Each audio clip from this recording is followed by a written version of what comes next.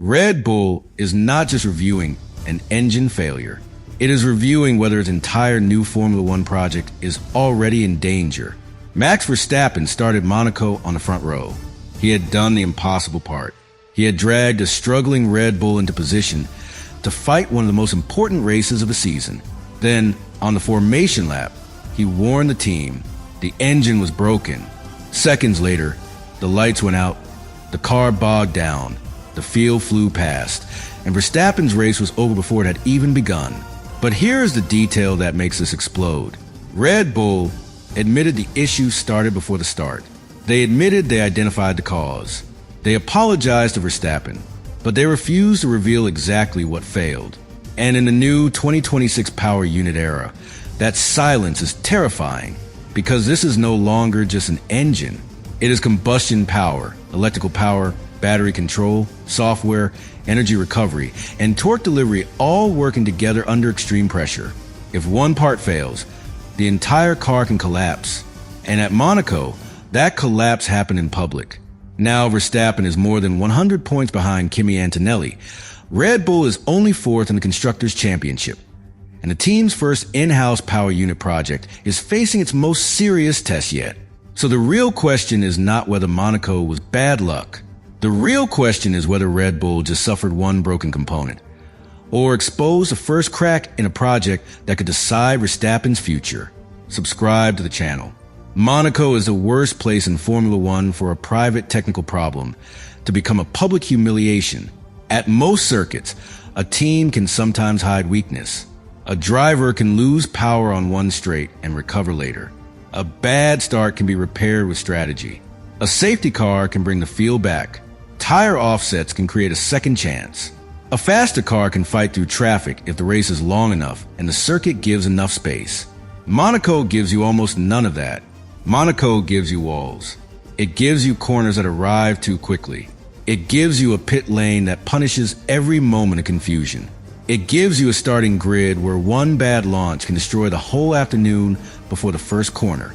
It gives you track position that feels almost impossible to recover once it is gone. That is why Verstappen's failure was so damaging. Not only because he retired from a position Red Bull had no right to waste. Before the engine problem, Red Bull still had something valuable: hope. And in a season like this, hope matters. The 2026 Formula One season had not been kind to Red Bull. The team that once looked untouchable was now living in a very different world. New regulations had rewritten the sport. The power units had changed. Electrical deployment had become more important. Energy recovery was more sensitive. The old guarantees were gone. Mercedes had become the force at the front. Kimi Antonelli was not driving like a rookie anymore. He was driving like the season belonged to him. Race after race, he was building the kind of lead that makes rivals feel time slipping away. Ferrari was still dangerous. McLaren was still in the fight. And Red Bull, the team that had once made championships feel inevitable, was suddenly chasing answers. But Max Verstappen was still Max Verstappen. That is the part Red Bull could still believe in. Even when the car was not perfect, he could still find lap time. Even when the team looked weaker than before, he could still create pressure. Even when the season felt like it was moving away, he could still produce one of those qualifying laps that reminds everyone why he became a four-time world champion. And at Monaco, he did exactly that. He put the car second on the grid, on the front row, beside Antonelli.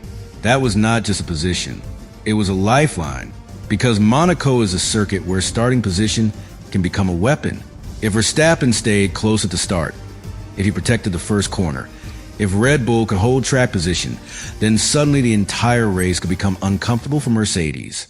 Monaco's narrow streets can hide weaknesses.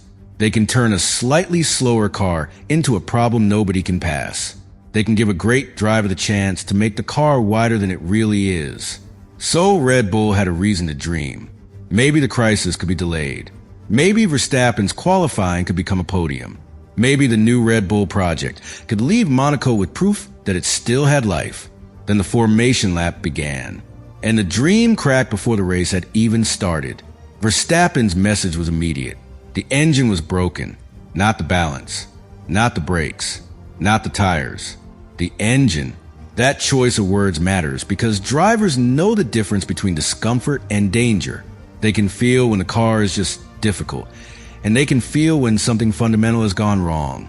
Verstappen was not guessing. He was warning the team that the heart of the car was already failing, and Red Bull could do almost nothing. That is the nightmare of a formation lap problem. The car is already on track. The race is seconds away. The mechanics are not around the car anymore. The bodywork cannot be opened. The power unit cannot be changed. There is no calm diagnostic window. There is only the radio, the data, the pit wall, and a desperate hope that the issue will somehow stabilize. But hope does not launch a Formula One car. When the lights went out, the failure became impossible to hide. Verstappen released the clutch, and the car bogged down completely. It did not explode forward. It did not fight Antonelli. It did not even give Verstappen a chance to defend the front row. It hesitated, sank, and almost died beneath him. The field streamed past. Cars that should have been behind him were gone in seconds. Verstappen, one of the most aggressive starters in the sport, was left almost powerless, crawling toward the first corner with an engine making an awful sound. That image changed everything, because this was not Red Bull being beaten on strategy. It was not Red Bull being outdeveloped over a race distance.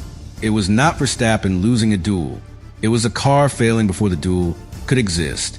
And that is far more damaging for a team's confidence. A slow car is frustrating. A broken car is frightening, because a slow car still gives the driver something to work with. He can defend. He can manage. He can wait for rain, safety cars, tire degradation, mistakes from others. But a broken car removes the driver from the story entirely. At Monaco, Verstappen became a passenger, and that is the last thing Red Bull can afford. After the race, the team's response was careful. Laurent Mekies confirmed the issue was engine-related. He confirmed it developed on the formation lap. He confirmed the team had identified the cause. He said Verstappen and the team had no chance to prevent the retirement once the issue appeared. And Red Bull apologized. That apology mattered, because it was not just a polite statement. It was an admission that Verstappen had delivered his part of the weekend. He had done the work. He had put the car somewhere it could fight. The failure was not on him. But then came the silence. Red Bull did not explain exactly what failed. That silence is not unusual in Formula One, but here, it is dangerous. Teams protect information all the time. They hide weaknesses from rivals. They avoid giving technical clues. They keep failure modes private. They choose words carefully because every rival engineer is listening. Every journalist is reading between the lines, and every driver is trying to understand where the competition is vulnerable. But when a failure is this public, silence creates suspicion. If the problem was simple, why not calm the story? If it was isolated, why not say so clearly? If the fix is already secure, why not show confidence? Instead, Red Bull left the paddock with a controlled message and an unanswered question.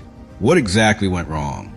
And in 2026, that unanswered question becomes huge. Because Red Bull is not just running a normal engine-partner relationship anymore. This is the beginning of the Red Bull powertrains and Ford era. It is the team's first true in-house power unit project, one of the most ambitious technical decisions in its history.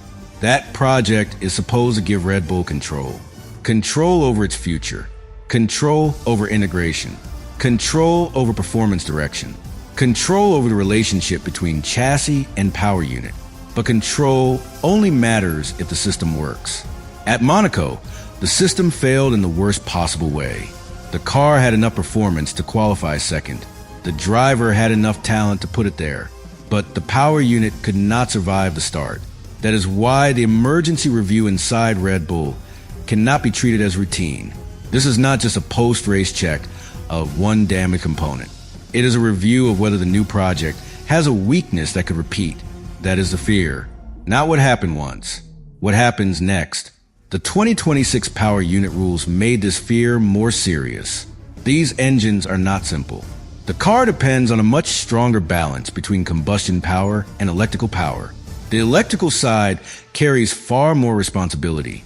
The battery, the motor generator unit, the control electronics, the software, the torque delivery, and the combustion engine all have to work together with almost perfect timing. A modern Formula One power unit is not one piece. It is a chain, and chains fail at the weakest link. At a race start, that chain is under extreme stress. The car is hot. The clutch release has to be precise. The driver asks for power instantly. The combustion engine must respond. The electrical deployment must support it. The battery state must be correct. The control software must coordinate everything in a tiny window. If the timing is wrong, the car does not simply lose a tenth. It can fail to launch. That is what makes Verstappen's Monaco DNF so alarming. The failure happened at the exact moment when the new power unit concept had to be most synchronized, and it did not just underperform. It collapsed. Now, to be clear, Red Bull has not publicly confirmed the exact failure mode. That means nobody outside the team can honestly say with certainty whether it was thermal, electrical, mechanical, software-related, or some interaction between systems. But that uncertainty is the point. The lack of detail forces everyone to look at the wider pattern. The new regulations had already created concern across the grid before Monaco. During pre-season testing, the new power unit showed signs of energy deployment instability. Cars were losing power when batteries depleted faster than expected. The electrical side of a new formula was already proving difficult to control.